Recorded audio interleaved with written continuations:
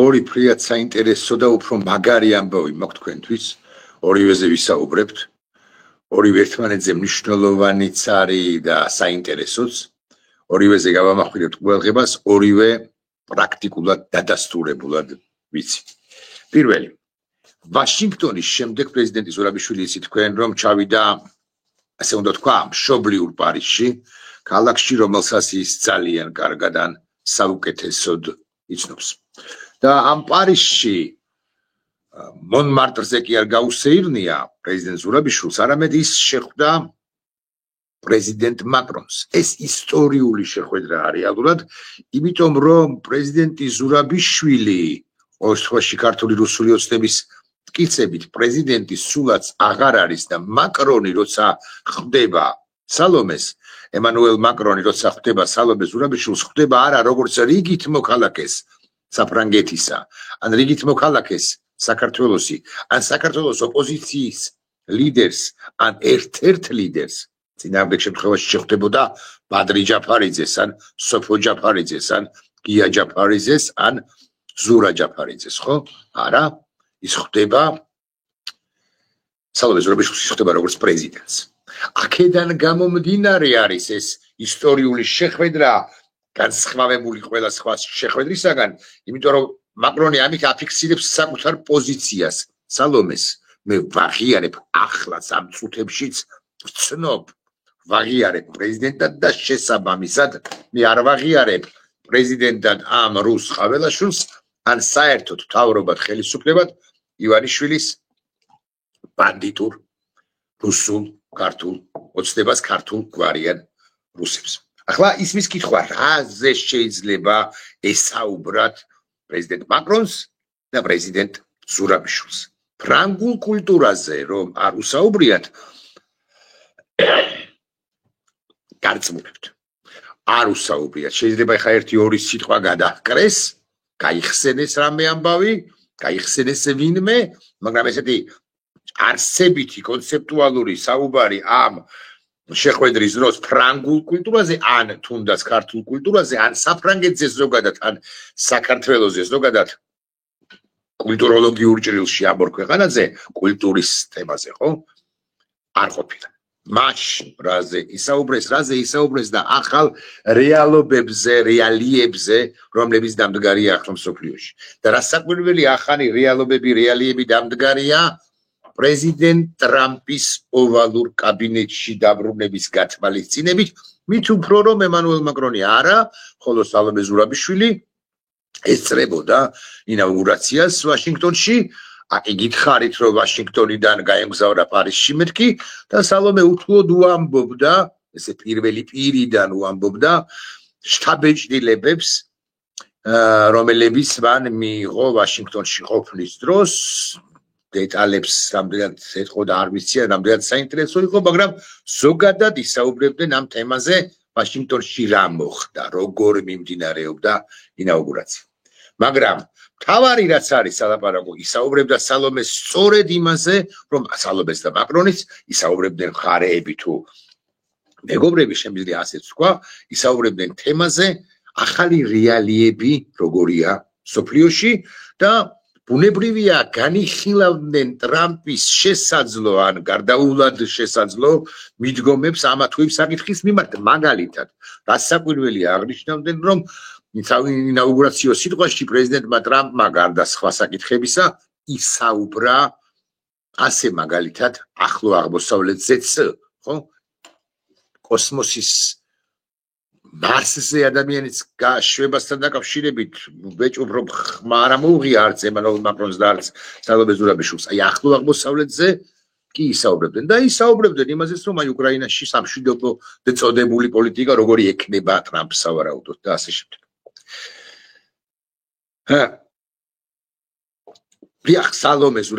სალომე ზურაბიშვილი მაკრონმა მიიღო არა როგორც ოპოზიციონერი, ან რიგითი მოქალაქე საფრანგეთისა თუ საქართველოსი, არამედ როგორც პრეზიდენტი. ახლა ვისაუბროთ თემაზე, მოდი ესე ვიტყვი. შესაძლოდ ყველა სიტყვას აქვს მნიშვნელობა. შესაძლოდ რა უთხრა და სთხოვა სალომე ზურაბიშვილმა ემანუელ მაკრონს.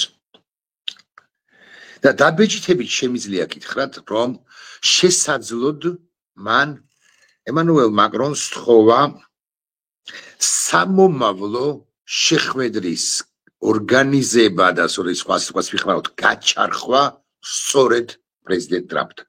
ისი თქვენ რომ ემანუელ მაკრონი ერთხელ უკვე ჩაერია ამ პროცესში, ერთხელ მოხდა სახელდახელო შეხვედრა სამეულისა ტრამპი, მაკრონი, ზურაბიშვილი, ეს იყო დაახლოებით 5-7 წუთიანი შეხვედრა. და ახლა სალომე ზურაბიშვილმა იმისთვის რომ მეტი ლეგიტიმაცია არა, ლეგიტიმაცია კიდევ ერთხელ არა.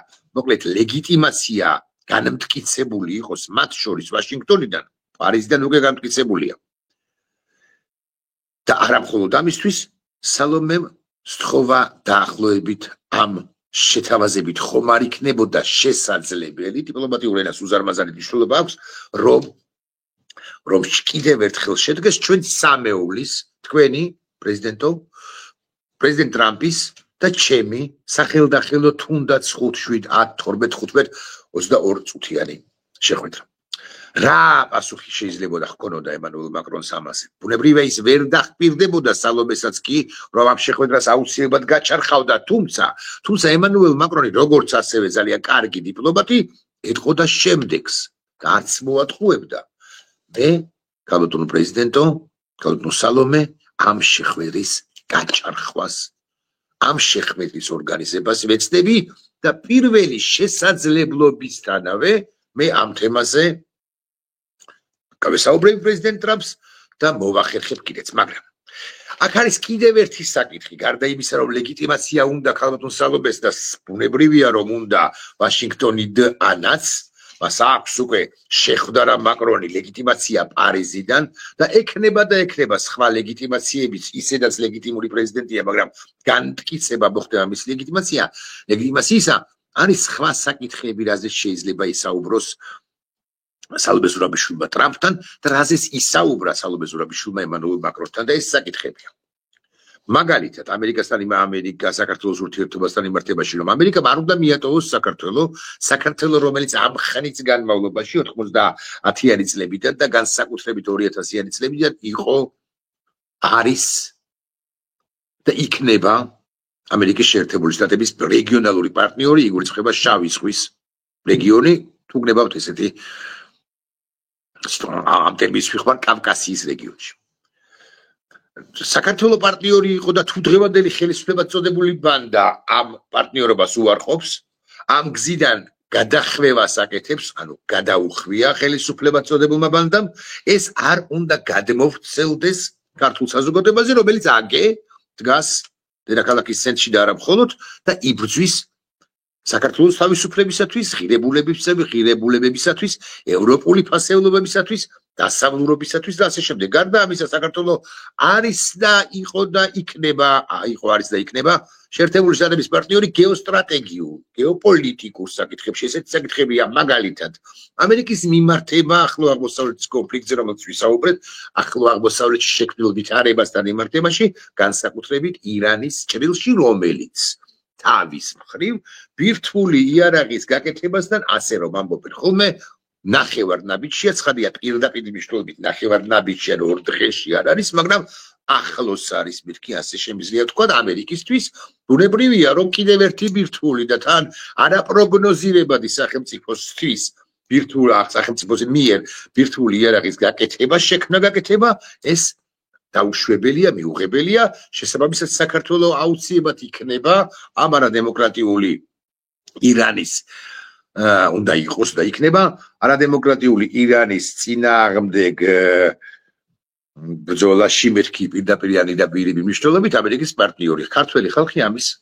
და ამერიკის სტრატეგიული ინტერესია საქართველოსთან პარტნიორობა ამ რეგიონში, იმიტომ რომ ფართო გაგებით ჩვენს და ირანის ერთ რეგიონში ვართ, იცით თქვენ. კიდევ უთუოდ დაელაპარაკებოდა სალომე ზურაბიშვილი ემანუელ მაკრონს და დაელაპარაკება ტრამპს შესაძლო შეხვედრის შემთხვევაში, რას აკეთებს ივანიშვილი ამ ქვეყნისაგან. რომ ის, ივანიშვილი, ამ ქვეყნისაგან ანუ საქართველოსაგან აკეთებს ერთგვარ კავკასიის ბელარუსს. კავკასიის ბელარუსობა ანუ არა დემოკრატიულობა, რუსული მეთოდებით მართვა, რუსული მეთოდებით პოლიტიკის წარმოება არის დამღუპველი სწორედ დასავლური ზოგადად და კონკრეტულად ამერიკული ინტერესებისათვის ბევრ კონტექსტში. სხვა თუ არაფერი საქართველოს არის უსაინტერესო ეს რეგიონში, აღმოსავლეთისა და დასავლეთის დამაკავშირებელი ერთგვარი ჰაბი სახელმწიფოა და აქ რუსეთის მეტი შემოსვლა ნიშნავს დასავლური ინტერესების შეზღუდვას. ამიტომ მე ვამბობ ხოლმე რომ ვინიცის იქნება უკრაინაზე ძვირფასიც კია საქართველოს დასავლეთისთვის და შეერთებული შტატებისთვის მეთქი ბევრს მიაჩნია რომ ვაჭარბებ, მაგრამ მე გეუბნებით რომ არ ვაჭარბებ, კიდევ ერთხელ ვადასტურებ, იმიტომ რომ საქართველოს ეს მნიშვნელოვანი გეოგრაფიული მდებარეობა აქვს ერთი და მეორე ამის ნათელი დასტურია, რომ ჩვენ ძალიან ძვირფასები ვართ, ჩვენი და ამერიკის შეერთებული შტატების ისტორია, მათ შორის 2008 წელი, მე რამდენად ვიმეორებ ამას, როდესაც არა მარტო მე-6 ფლოტი შემოვიდა, არამედ საჰაერო სივრცეც გადაკეტა შეერთებულმა შტატებმა. აღარაფერს ვამბობ 2000-იანი წლების დასაწყისს და ჩვენი არსებული, მაგრამ არა ნატო სტანდარტებით არსებული შეიარაღებული ძალების ფორმა ქმნადობა შექმნა დაიწყო შეერთებულმა შტატებმა წყნისა და აღჭურვის პროგრამით 2000-იანი წლების დასაწყისია ეს, ანუ ჯერ კიდევ ვარდების რევოლუცია. ეხლა რო არ გამექცეს სიტყვა და სხვა რამეზე რო არ გადავიდე, ხო კიდევ ერთხელ ვთქვათ, რას გაესაუბრებოდა, რაზე ესაუბრებოდა სალომე ზურაბიშვილი მაკრონს, ანუ პირველი, რაც საკვირველია სთხოვდა ტრამპთან შეხვედრას და ტრამპთან შეხვედრის კონტექსტში სხვადასხვა ეთხოვდა მაღალი ალბათობით შემდეგ რამესაც, რომ აგე კონგრესმენი ვილსონი და სხვები უშუალოდ შეერთებული შტატებიდან ვაშინგტონიდან მდინარე პოტომაკთან რო არიან იმ მოქალაქეებიდან იმ პირებიდან ისინიც შემეხიდებიან ტრამპთან შეხვედრის სახელდახელო შეხვედრის ორგანიზებაში. უბრალოდ ჩემი თხოვნაა ემანუელ მაკრონ რომ იქნება და შენ იყო თავარბოთავე ამ შეხვედრისა. რაში სჭირდება პრეზიდენტ სალომეს ტრამპი ისი თქვენ და მოგვიგი ვისაუბრე ამ თემაზე ლეგიტიმაციისთვის ეს გითხარი და ასევე იმისთვის რომ უშუალოდ მან გააცნოს არა საელჩოს დონედან იყოს ინფორმაცია მიწოდებული ტრამპისათვის არამედ არა მისი მრჩევლებისაგან არა კონგრესმენი ვილსონისაგან თუნდაც არამედ მან რანგით პრეზიდენტმა გააცნოს დონალდ ტრამპს საქართველოში და უფრო ფართოდ შექმნილი ვითარების თაობაზე და უთხრას რომ ბიზინა აქ არა მარტო რუსულ პოლიტიკას არა მარტო არღვევს თქვა ადამიანის უფლებებს ანუ კალათოს დემოკრატიას არამედ კონცეპტუალურად არსებითად რუსულ პოლიტიკას ატარებს და ახლა მივადექით მეორე თემას უკვე 12 წუთზე მეტია 13 წუთია მიმდინარეობს ჩვენი ვიდეო ბლოგი მე უნდა გადავფუძნო იმიტომ რომ ასაკითხი მაქვს რაღაცა აი იმ დროს, როდესაც სალომე ზურაბიშვილი პარიზში ან მანამდე ვაშინგტონში მოსკოვიდან თბილისის გავლით აბას თუმანში ჩადის დეპეშა. დეპეშა მეთქი შეგნებულად ვამბობ ამას, ანუ ცხადია პირდაპირ მნიშვნელობით დეპეშა ეს საბჭოური გაგებით ხო არ არის ეს წერილი, მოდი ესე ვილაპარაკოთ, ეს წერილი არ გამოუგზავნეს ბიზინა ივანიშვილს ელექტრონული საშუალებით მრავალ მიზეზთა გამო საერთოდ ამგვარი წერილები არ იგზავნება ხოლმე ელექტრონული საშუალებით ანუ იმეილით რაღაც WhatsApp-ით რაღაც მიბული დოკუმენტი მობული ათაჩი რაღაცები არა ეს არის კარგად შეფუთული, კარგად გადაფუთული, კარგად დაცული სანდრო პირთა ჯგუფის მიერ ხელზე მოსკოვიდან წამოღებული წერილი ივანიშვილისათვის ბიზინა ივანიშვილისათვის. მაგრამ ადრესატი ამ წერილისა ჩემს ხელთ არსებული ინფორმაციით არ არის უშუალოდ ივანიშვილი, ანუ იქ როცა წერილს გახსნი არ წერია რუსულად პისმო რაღაც ბიზინა ივანიშვილი, ხო? არა. აბრაშენიეკ ივანიშვილი არ წერია. ადრესატი არის მიხეილ ყაველაშვილი, თუმცა მის სამართი მითითებული არის აბას თუმანი, სადაც ბიზინა ივანიშვილის ცხოვრობს. მანამდე ბუნებუნია ივანიშვილმა იცოდა ამ წერილის არსებობის თაობაზე და იმის თაობაზე, რომ მას გამოუგზავნიდნენ ამ წერილს. და ამ წერილში არის ესე ვიტყვი ოფიციალური შეთავაზება ყაველაშვილისათვის, როგორც ივანიშვილმა უნდა წაიკითხოს, რომ ამ უკანასკნელმა კი არა პირველმა მათგანმა აველაშვილმა მიიღოს მონაწილეობა 2025 წელს მოსკოვში წითელ მოედანზე მავზოლეუმის ტრიბუნაზე იდგეს და მიიღოს მონაწილეობა იმ საზეიმო ღონისძიებებში, რომლებიც გაიმართება დიდ სამამულო ომში გამარჯვების მე-80 წლისთავთან დაკავშირებით. ცხადია, ივანიშვილი უშუალოდ ვერ ჩავა და მით უფრო ტრიბუნაზე ვერავა, იმიტომ რომ ის ოფიციალური პირი მაინც არ არის, პროტოკოლურად არადაირად არ ეკუთვნის. ყობახიძესთან იმართებაში არ გამოიგზავნა ეს წერილი, ჩემს ხელთ არსებული ინფორმაციით ჩავიკითხავ წერილის შინაარსს გაგაცნობ რუსულად. იმიტომ რომ რუსეთში და ფსბ-ში და მოსკოვში ხვდებიან, რომ ყობახიძის, ანუ მთავარი პირის, მთავარი მმართველის, ასე პუტინის გვერდით დადგომა იქნება ცოტაზე მეტად სარისკო. აი, ყაველაშვილი კი ეს ბიჭბუჭაროა, რომელიცაც პრეზიდენტი ჰქვია, მაგრამ დანიშნულია და რომელსაც უფლებები არ აქვს და ასე შემდეგ. Personality, მიწვევა აქვს მას რუსეთის უშიშროების საბჭოსაგან. რუსეთს სასიცოცხლოდ სჭირდება პუტინს უშუალოდ, რომ საქართველოდან იყოს ოფიციალური პირი, ანუ არა რომელიმე პრორუსი ოპოზიციონერი, ან სტალინისტი, ან არასტალინისტი, კომუნისტი, ან ნეიტრალისტი, ან ვიღაცა კი არა, სწორედ ოფიციალური პირი. და პუტინს ეს ზამაშნია ზაგატოვკაც აქვს, ცხადია, ექნება უფრო ზუსტი რომ იყო, რომ რა თქვას იმ შემთხვევაში თუ საქართველოს წარმომადგენელი იქნება. ჩემეული ვერსიით ეს უნდა იყოს ამგვარი სიტყვები. Gruzia вернулась в родную гавань, ანუ საქართველო დაბრუნდა თავის მშობლიურ წიაღში. ეს უნდა თქვას ჩემეული ვერსიით პუტინმა. ეხა ივანიშვილმა ეს წერილი მიიღო, ეს წერილი არ გაუგზავნიათ ცხადია ყაველაშვილის განაცხადებას თავად ივანიშვილი მიიღებს მასთან დაკავშირებით გაუშვას თუ არა ყაველაშვილი. უთხრას თუ არა ყაველაშვილს და რო ეთყვის, მე უკვე შესაბამისად გაეგზავნოს თუ არა ყაველაშვილი. მაგრამ ივანიშვილს ჯერჯერობით განაცხადება იმის თაობაზე, რომ პასუხი არ დაუბრუნებიო. უბრალოდ პასუხს არ ცელიან ესეთ პირდაპირ ვიცინი. ესეთ პირდაპირ მნიშვნელობით, ნუ ითქვა და გავატარეთ კი არა, ითქვა და უნდა შესრულდეს. მაგრამ ივანიშვილი თავად ფიქრობს იმაზე, პასუხი გასცეს თუ არა მოსკოვს, მათ შორის ფორმაზე როგორ დააუაროს შესაძლოა მოსკოვი და უთხრას დაახლოებით შემდეგი, რომ პაკარანა, ანუ ჯერ ადრე. იმიტომ და ადრე რატომ? ეხა მოქალაქეებს უნდა გადმოვიდე და საქართველოში მიმდინარე პროტესტზე. იმიტომ არის ადრე, რომ დაიმხო, კიდე ყაველაშვილი გაუშვა და კიდე ზარქუა. დაამხობს ქართული საზოგადოება ივანიშვილს ყველაფერს თუ ამგვარ რამეს გააკეთებს ივანიშვილის დე-ფაქტო მმართველობა. გავგიჟდებით, ხო, დამატებით გავგიჟდებით და პაკარანა ნიშნავს იმას, რომ ჯერჯერობით მე უკაცრავად შარგოლისთვის მოყომარებული, თავე მოგვარებული არა მაქვს პრობლემები, რომლებიც არსებობს და აი ამ პრობლემებს კი მოვაგვარებ და თუ მოვაგვარე, ცხამაისამდე რა უნდა ეხა ბილეთის აღებას და ჩამოფრენას მოსკოვში. და ბუნებრივია გაცნობ. ხან წერილის შინაარსი არის დაახლოებით ესეთი კი რაც მე ვიცი, არის ესეთი. Приглашаем президента Грузии Михаила Кавелашвили на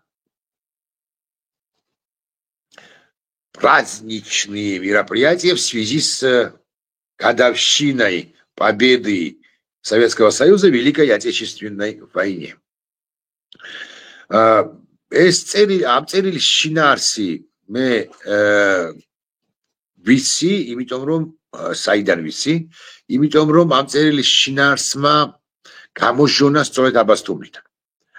სადაც ბიზნა ივანიშვილს რამდენიმე ადამიანისთვის ესე ზეპირად უთქვამს დაახლოებით ეს ან ახლობთ ამ მსგავსი წინადადება, რომ აი ესეთი წერილი მივიღეო მისი ახლო საკმაოდ ახლო გარემოცვისთვის.